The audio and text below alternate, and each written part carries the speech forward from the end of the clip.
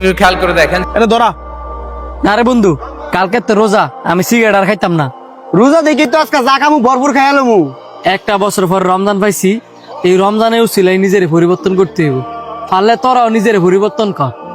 আরে বাবা, পরিবর্তনের সময় কি গেছে গা? আমি গোতে এখন যৌবন কাল, ঘুরমু ফিরমু, এনজয় করমু। যখন বৃদ্ধ হয়ে যাবো গা, তখন না নামাজ পড়মু, রোজা রাখমু। মানুষের জীবনের 1 সেকেন্ডের ভরসা নাই, আর তোরা আসস কবি বৃদ্ধ হবি, নামাজ পড়বি, রোজা রাখবি। এতদিন নষ্ট আমি কইরা এখন নাই সাঙ্গরে জ্ঞান দিতা। জ্ঞান তোমার মুখে মানায় না। তুমি যদি হুজুর হইতা তাইলে একটা কথা ছিল। আরে বেটা, তুই আর কথা বাদ দেছে। আয় বন্ধু, কলেজের সামনে যাই, যাইয়া মাল দিই গা। বন্ধু, সময় কিন্তু নাই, আমগো সবারই নিজের পরিবর্তন করা উচিত।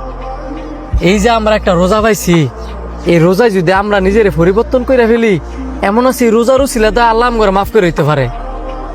শোন, আমগর যে বয়স, এই বয়সে যদি আমরা সময় নষ্ট না কইরা বেশি বেশি ইবাদত করি, আল্লাহ সবচেয়ে বেশি খুশি হয় এই যৌবন কালের ইবাদতে।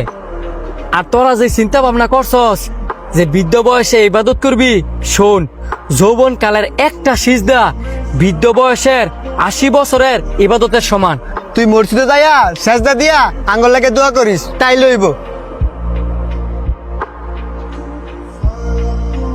আমি তো দোয়া করমই, তোরা যদি রমজান মাসে নিজের পরিবর্তন না করস তো আর কবে করবি?